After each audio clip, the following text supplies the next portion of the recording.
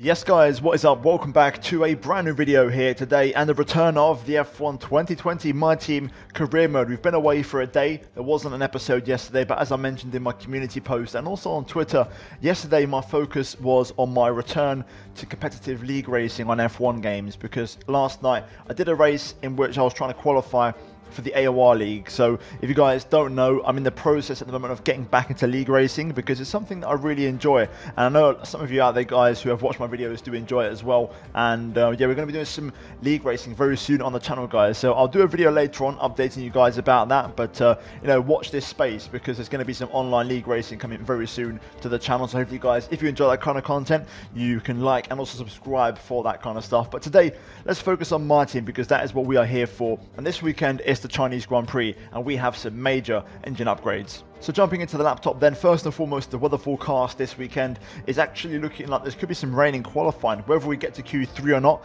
that's going to be, you know, remains to be seen. But if there is a Q3 appearance for us, there could be some rain on the way. But let's talk about the engine upgrades. So for this race, we had 2 upgrades planned. Unfortunately, only one of them arrived, but it was a major one. And you can see in the graph, both ourselves, Alfa Romeo and McLaren are very, very close now. And there is a bit of a gap forming there between AlphaTauri and McLaren. So it's looking tasty for us. We're looking really, really strong. And hopefully once we put on the failed engine upgrade, we'll hopefully overtake Alfa Romeo and also McLaren in the near future. You can see on screen the upgrade is in the works. It did fail, which means it won't fail again. So that will definitely arrive on the car for the next race in Zandvoort. But jumping into practice this weekend, and we actually jumped straight to FP2, not FP1, because FP1 was in the wet.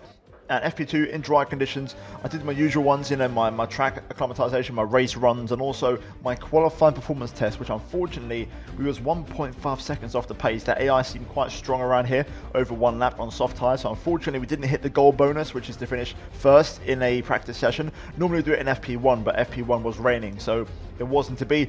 In terms of R&D points though, we do gain a pretty hefty amount, and we're now up to 895 points, and also we do gain a bit of a claim, especially Mick Schumacher is actually very close now to level 10, so hopefully we can see that improve very, very soon. But we're now going to move into qualifying here at Shanghai, and more specifically qualifying 1, and hopefully we can try and get through into Q2. That'd be really, really decent for us if we could do it. Qualifying's been pretty good for us this season, and you know, this season so far in the first 3 races we've scored points in every single one, and Mick has scored points in the first 2, so we're really starting well this season, and the car's been really, really competitive. So hopefully there'll be more of that here today.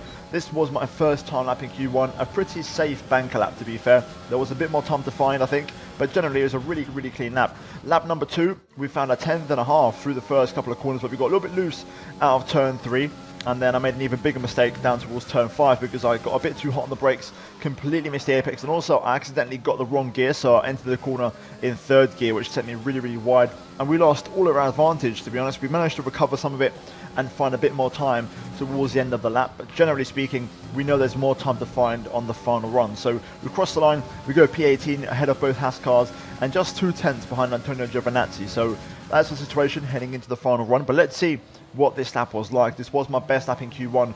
Will it be enough to get through into Q2? We're about to find out. Let's go for a full lap of the Shanghai International Circuit here for the Chinese Grand Prix.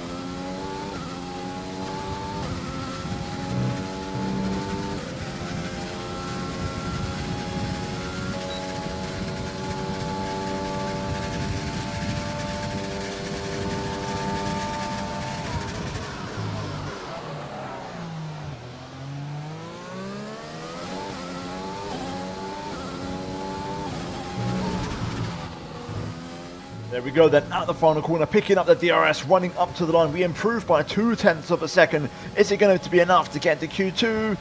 No, it isn't. It's P18, which is a shame. Not quite enough. Even with a 0.2 of a second improvement, the pace wasn't quite there. And to be fair, there wasn't much more time in that lap. That was pretty much me maxed out. Mick Schumacher, though, gets into Q2 in P13. What a performance from Mick Schumacher here this weekend. And for the second time this season, he's into Q2. So he's really stepped up in qualifying this year. We missed out by 0.2, and there was no way I was going to find another 0.2. So overall, no complaints on my end, and Mick deserves it. In terms of the rivalry breakdown, we are leading 12-9 versus Mr. Lando Milkman Norris. And in terms of the team acclaim, you can see on screen, again, Mick gains a pretty decent amount for getting to Q2 and even closer now to level 10. But guys, that is it for practice and qualifying here at Shanghai. We're now going to move into the race, and hopefully we can make it 4 points finishes out of 4 here for the Chinese Grand Prix. It's time to find out which driver is up to the task of claiming the Chinese Grand Prix. We're here in Shanghai.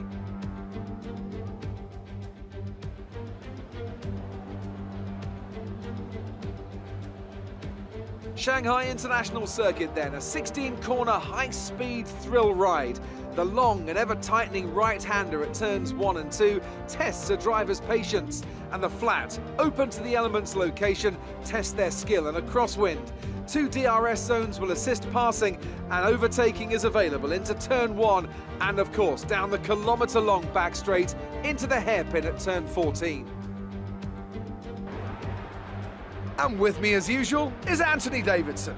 Why don't we start by talking about Valtteri Bottas? Looks like they've got a tough race in store today, as grid penalties from changing power unit components has forced them further down the field. But on the bright side, at least those fresh components can help them maintain the power they need to come through the pack. I expect to see them take a more aggressive approach today to make up for the compromised start.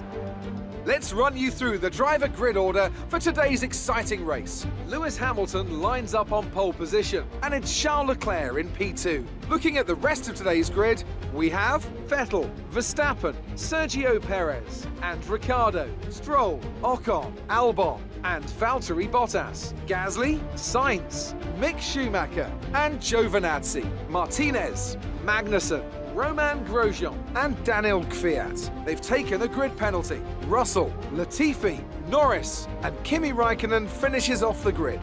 That's it then, it's time to go racing as we head to trackside for today's race. It's time, guys, for the Chinese Grand Prix. Here we are, P15 on the grid, Mick Schumacher P13. So we're looking in very good shape for the race here today. It seems like Mick does have some pace, and I think he's actually quicker than the McLarens and the Alphas. So it's great to see that the car improvements have worked well. And to be fair, again, Mick is keeping up his pace this season a lot better, which is absolutely awesome.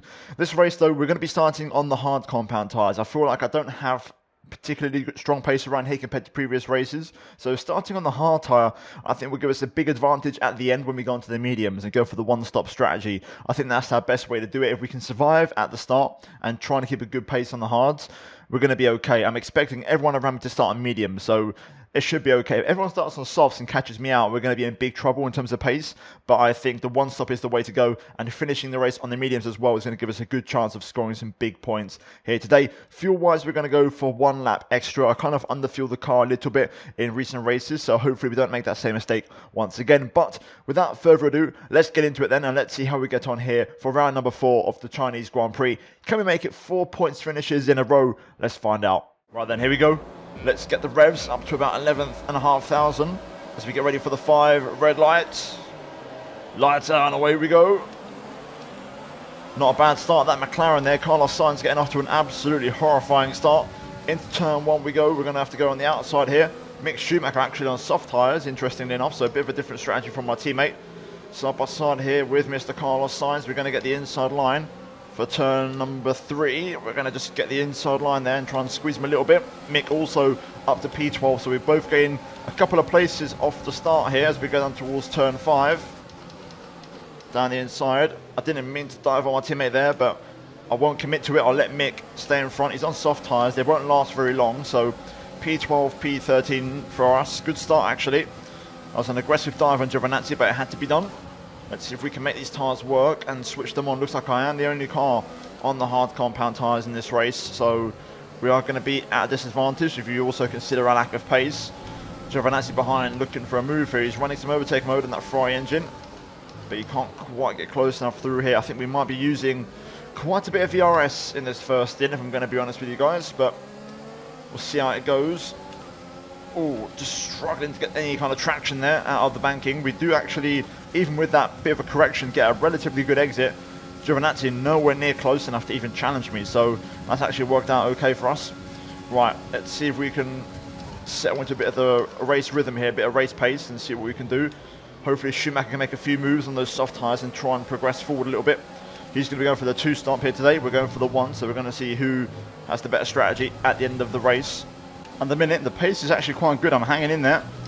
Giovinazzi isn't really putting me under any major pressure at the moment, and I'm trying to stick within DRS range of Schumacher. DRS is being enabled this lap. We can use DRS when you are within 1 second of the car ahead and in the DRS zone. Mick's actually putting some pressure on Pierre Gasly in the AlphaTauri there, which is good to see. I'm going to see if I can close the gap a little bit this lap and see if I can get myself back within DRS range, just to give myself some extra protection. But the gap to Giovinazzi is slowly creeping up to a second here, so I may use a bit of overtake just to try and pull away from the Alpha driver. Wow, we just managed to get DRS off of Mick Schumacher, even though the delta's 1.2 seconds. I was just close enough at the crucial point. Giovinazzi is picked up the pace a little bit on this lap, so he's on the back of us again here, but we're doing okay. Pace is looking good. We'll see when Mick Schumacher pits and gets off those soft tyres. It won't be long now. We've now dropped out of DRS. Schumacher's still doing a good job actually of keeping a good pace on those soft tyres, which is very encouraging. Hopefully he'll keep the pace up on the 2 stopper. He's keeping Gasly under some pressure, which is good to see. Obviously for us as a team, I always want us to do well, so it's good to see our teammate up there. Also, Giovinazzi's still yet to really challenge me, to be honest. We're doing a good job of just pulling away at the crucial areas, getting the traction down, using the ERS at the right time. As the race goes on and the laps go on, this will help us out. We'll start to pick up the pace and the mediums will start to fade a little bit. Okay, there we go, Schumacher pits. Very good first in actually. He was keeping the pace up all the way through. Mick is in the pits. Mick in the pits. Yep. Let's see now how we get on and how Mick gets on. Hopefully in clean air. If he rejoins in clean air, he can push and try and use those medium tyres. I'm guessing he would do a double medium stint, so let's hope he has good pace and he can try and fight his way through. I'm going to be doing a good favour for him by holding up all these cars behind me. I'm definitely ruining their races and holding up their strategy a little bit, so let's see if we can help our teammate out a little bit. It looks like nobody in the top 10 qualified on soft tyres. It looks like everyone started on the mediums in this race, which is interesting because the guys on the softs would have pit by now, so looks like everyone managed to get through into Q3 on mediums, which is a shame. Strategy-wise, I was hoping that would give us a chance, but that's going to mean everyone's one-stopping this race, which is going to be a shame for both myself and also Mick Schumacher as well, which is not ideal. Things have kind of evened out a little bit now, so, you know, in terms of Gasly, I'm pretty much matching his pace. He's not pulling away from me anymore, but we're not really gaining on him. That could be an indication that the mediums are just starting to fade a little bit. They've still got a few more laps to go on those tyres, so hopefully we can start picking up the pace now. I feel like I'm dragging Giovinazzi along now. I think I've got slightly better pace over a lap, if not we're pretty equal, but we're dragging him with DRS because of course it's quite easy around here with that DRS on the back straight to catch up. So hopefully I can start to just shake him off a little bit now in the next couple of laps. I'm going to try and push a little bit. I'm pushing hard here, personal best. To be able to run in this engine mode much longer, we're about a lap over target. Drop down to mix too soon. There's a massive train of cars up ahead though, I can't lie, you know, there's pretty much everyone in that train. I think it's the entire top 10, so the leaders are not that far away, but generally speaking, I can't lie, we need a bit more than this, but I don't have much more in the tank. I was hoping the mediums would start to fade by now, but that's not been the case. Okay, we've got cars in the pit lane, all those guys on mediums. Not absolutely everyone, some cars are staying up for another lap of course, due to being the second driver. Reset yet another. Yet another personal best. We're going to rejoin just alongside the Mercedes of Hamilton here. We're going to go around the outside though and use the fresh tyres to our advantage, or should I say the warm tyres, up to temperature tyres, and slot him in between ourselves and Giovinazzi. But of course it won't take long for Lewis to get going on those tyres once they're at temperature. Here comes Lewis down the inside. We'll let him go. I won't fight it too hard. We are going to lose a bit of time to Giovinazzi, but it will mean we get DRS on the back straight here, which is fine by me. Let's see if we can pull away from the Alfa Romeo once and for all. Of course, Giovinazzi will pit this lap anyway, but Let's try and stick with Lewis and use the DRS to try and pick up the pace a little bit. Okay, the remaining cars on mediums pit in, so we should go P2 now in this race on these tyres. There we go, behind Lewis Hamilton. Let's see what kind of pace we have. Can we get anywhere near Mercedes-Benz pace on these used hard tyres? Because once the AI go into hards, I find they're not super quick sometimes. But maybe I could be wrong, maybe they're really quick around here, who knows. Lewis fastest lap. We set a personal best, so good pace from us. We're going to box this lap for the mediums, so let's try and have a good in lap here if we can. Right, through the hairpin, let's bring the car into the pit lane and get our one and only stop out of the way. We'll drop back out the top 10 of course. Let's push the pit entry. This corner is always a tricky one. You want to push it a lot more, but there's a lack of grip. Slow it down to 80 and there we go. Right, we're going to strap on the mediums. Racing Point having a great race here today. Renault as well. Both teams, both cars running in the top 10. Right, Schumacher P12 on mediums. I'm curious to see how he finishes in this race, but we're going to go into mediums ourselves here today. Go now. 2.4, not too bad. Schumacher's got Gasly behind. After these tyres now, we want to finish the race on this compound. Okay, we're actually well clear of Giovinazzi here. We've actually got a 1 second gap, and we're on medium, so we've actually gained some time on the overcut, which is perfect. So that's worked out fantastically well. I was expecting to rejoin behind the Alpha, so happy days. Let's go after Pierre Gasly, go chase him down. Okay, Schumacher pits, 1 lap after us for his final stop. Nick is coming in for his stop. So he's going to go back into the mediums. We set a purple final sector actually, so really good pace from us on these tyres. I absolutely love how they feel. So much grip on these. Let's try and chase down Pierre Gasly. Then there's a 12-second gap to Alex Albon, which I'm not so confident we'll be able to do. But if there's one retirement after we catch Gasly, we're in the best spot for a point. So far there's not been a retirement, so you never know, there could still be one. Oh, yellow flag behind us. It's Carlos Sainz in the McLaren, it looks like. We set a personal best, 32.4 in the process, good pace. Gap to Gasly 2.5 now, we're really closing him down rapidly. Looks like there won't be a safety car or VSC for now until we get confirmation of the retirement. Let's see.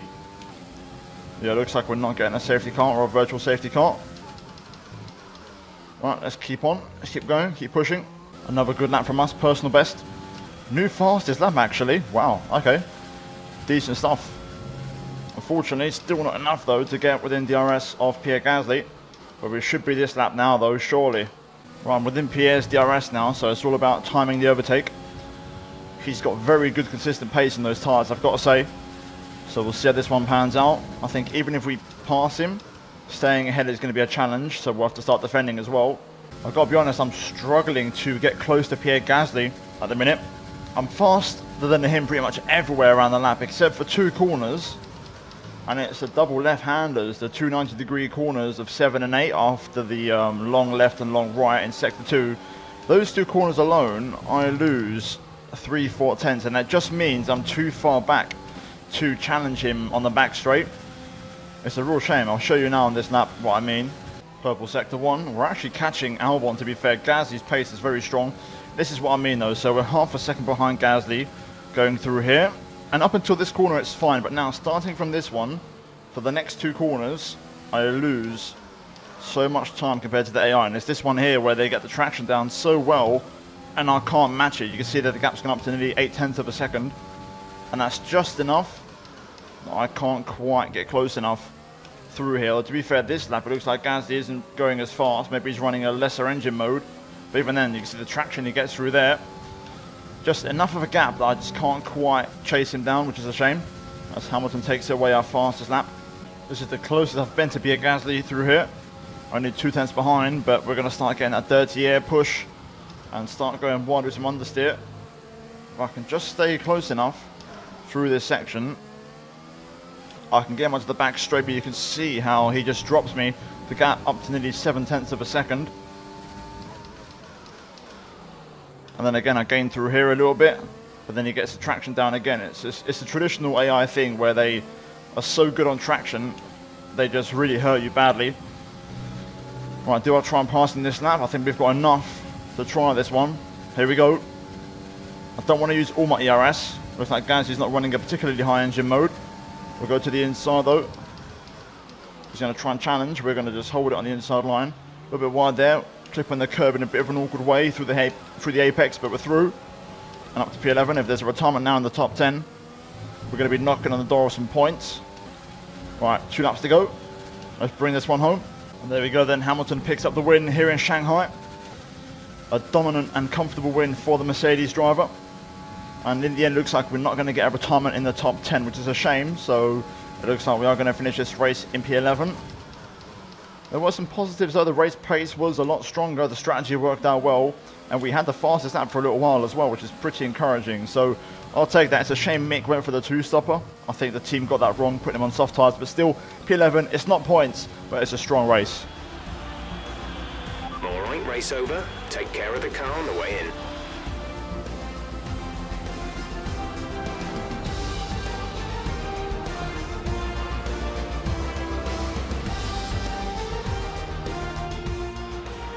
It's a performance to be proud of from our Chinese Grand Prix winners today.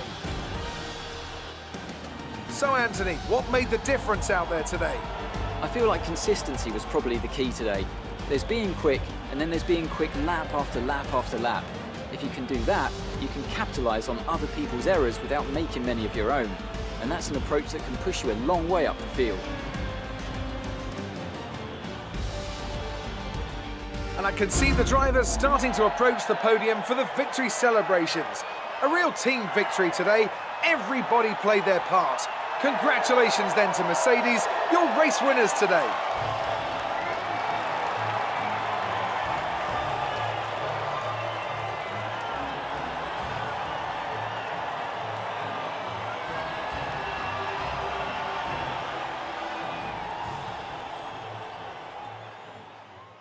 Well then guys, there we go. The results are in. Hamilton picks up the win here today in Shanghai and also picks up the fastest lap. So a very convincing win for the 6-time world champion. Charles Leclerc second ahead of Sebastian Vettel. So a strong race for Ferrari, getting both cars onto the podium. And again, you know, after the double DNF in race 1, they've really bounced back. So credit to them. Verstappen P4. What a race though for Racing Point and Renault. Stroll and Perez P5, P6. Ocon, Ricciardo P7 and P8. And then we've got Bottas P9 and Albon rounding off the top 10. We just missed out on the points in P11 ahead of Pierre Gasly, Danny Kvyat, Antonio Giovinazzi, Kimi Raikkonen, Lando Norris, Mick Schumacher on the 2-stopper down in P17, but still beating the Haas cars and the Williams cars with Carlos Sainz, the only retirement from the race here today. In terms of the driver standings though, we get pushed down to 6th place as Verstappen overtakes us, and also Perez is equal on points with us. So we're going to start dropping down a little bit, I think, unless we have some good races. I've got my eye on Monaco, of course. Monaco is going to be a great opportunity for us to get some strong points. Schumacher also down to P14 now as Stroll overtakes him there. And in terms of the constructors, we get pushed down from 3rd all the way down to P5, of course, as Racing Point and Red Bull overtake us, and McLaren and Renault not too far behind. But guys, that is it from me here today at China. We're now going to move into the laptop and put some more upgrades on for the next couple of races. You were cutting your way through the field during the race. I mean, you could say that in a way. I think generally the start is what gave us the position, and then the strategy kind of kept us there. But the pace was good. You know, we had good straight line speed. The engine was doing really, really well. So I've got to give credit to the engineers. They've done a good job with the engine recently, and you know, it's credit to them really. Your team must be ecstatic with how you're performing. For sure. You know, I think we've done a good job. We've had a really good start to the season so far. We didn't score points today, but you know, we can't get complacent. We've got to keep pushing, that's for sure. Great. Well, that's everything. There we go then, another race, another rivalry breakdown, and we outscore Lando by yet another 2 points, and we increase our lead 16 to 11 heading into race 5 at Zandvoort. So it's looking pretty damn good to be able to beat the McLaren driver, which is awesome. Mick Schumacher now very close to level 10. Hopefully we'll get that in the next episode. And as a team now, we're well on our way to level 16. So a really good day at the office here today. Unfortunately, we didn't hit all of our goals. Unfortunately, we didn't get the fastest lap in any session. Of course, we tried it in FP1. Didn't quite go our way, but still a solid amount of money. Some damage deductions from qualifying as well, as it was a bit of a messy session. But generally, the cash flow is still coming in, 5.68 million to our name currently as it stands. Right then, so we are back on the laptop and we have 10 days until the next race at the Dutch Grand Prix. But first of all, let's assign some activities. We've got 4 days, then we've got a press interview, and then we've got another 4 days. So let's have a look at what we can do moving forward. So looking at the options, we've only got one for Mick Schumacher to improve his racecraft. We've got quite a few for the different departments, which is also quite tempting. And we are going to get a small boost of results points. And then we've got attend an F1 Esports event to improve driver acclaim. So looking at the options here, I think for the first one, we're going to go for, I think, G-Force training for Mick Schumacher and Aero team building, as that won't affect the morale of other departments. And then elsewhere, for the remaining 3 days, I'm tempted to do, I think, an F1 Esports event to improve our acclaim, as we're very close to level 13 now as a driver. So we'll assign that as our next activity, and that won't affect any of the other departments. In terms of the calendar, we've got a press interview on the 25th, but before we go there, we are going to go over to the R&D tab, and we're going to make a couple of upgrades. So as you guys know, we've got this major engine upgrade for the ERS on the way. That will arrive before the next race in Zandvoort, and that will not fail because it is already a repurchase upgrade. So we can add some more to that here today. So looking at the engine, we are now approaching mid-table. Once the upgrade arrives, it should push us quite high up the table. So we're looking at the aero. Again, we're drifting away a little bit. We're towards the bottom, and also on the chassis, we're actually not doing too badly here, in fairness. You know, it's one of our actually stronger departments. So looking ahead, I'm going to look at the aerodynamics as an improvement, and I think some front downfalls would do us really, really well. So I'm going to throw that on there. It's got a 30% failure chance. It should arrive after the Dutch Grand Prix. If we rush it, it's a very high chance of failing, but if we do rush it, we could have it before the next race. So I'm going to try and rush it and see if we get lucky. If we get lucky for once, it's going to help us out massively. So let's see if that, you know, comes to fruition. But in terms of the money, actually, I'm going to do some upgrades to the driver perks. I feel like we could actually make an improvement here. So we'll go for media coaching. We'll get extra answers. And then elsewhere, I'm tempted to get resource point income, but we can't unlock that one until level 15. So we've got to improve our acclaim, unfortunately. So we can't buy any more of these upgrades for now. So let's go back over to the calendar and let's skip ahead to the press interview. Here we are in the HQ of our newest Formula One team. We've got an awful lot to talk about, so let's jump straight in. Are you looking to make changes in order to push your team from the midfield up to being a title contender? There's always things you can change, you know, in F1. I think, you know, sponsors, drivers, staff, engine supplier, all that kind of stuff. But for now, I feel like we're building some momentum. So short term, I think we're going to, you know, stick with the formula we have. I think, you know, we're making good headway in that sense, and I want to keep pushing it, really. Isn't it safe to say you focused heavily on driver development? Yeah, for sure. You know, you've always got to improve the drivers. You know, we always got to work, and we need to take care of them, that's for sure. You've got one of the top teams in the Constructors' Championship. What's your secret to scoring those points? We've worked a lot on, you know, many departments, to be honest with you, and, you know, I think our car can take a lot of punishment. I think, you know, it allows us to push more than other teams, and we've got good reliability. Sponsors seem to be climbing over one another to get their name onto your car. What do you plan on investing that extra money into? It's interesting because, you know, we've got some big areas we want to improve on our car, but if I had to be honest, I think if we want to really push forward, I think, you know, the aerodynamics are going to need some work. Will your team be going for the Constructors' Championship this season, or just for points? It's a bit early, you know, to go for the Constructors' Championship, to be honest. But, you know, we're going to try and score some big points and do well this season, that's for sure. Well, thanks so much, as ever, for your time. It's hugely appreciated. Right then, job done, interview finished, and unfortunately the rushed upgrade has failed. So I have had to repurchase it, and it will arrive at a later date, which is a shame. But that will arrive soon, so fingers crossed we can get that on the car. If we do get that on the car, it should take us above AlphaTauri, McLaren, and also Alfa Romeo, so it would help us out a lot in that sense. Engine-wise, we do have the ERS upgrade that has arrived with no issues, and we're now the 4th strongest engine. So we've gone from bottom to 4th with just 2 major upgrades. And it goes to show how close it is in the engine department. But guys, that is it. Upgrades done, episode done and dusted, interview done. Hopefully you guys enjoyed the video. If you did, drop me a like, and also subscribe if you are new, guys, for daily Formula 1 content on the channel. The next race is Zandvoort, and I'm very much looking forward to it. Last season we struggled around there. The AI were pretty quick, so it's going to be a challenge, so I'm looking forward to it. And hopefully we can try and score some big points. But guys, that is it from me here today. Like, subscribe, check out the previous episode on screen right now, along with the full playlist, and I'll see you guys next time for the Dutch Grand Prix. But until then, it's goodbye from me.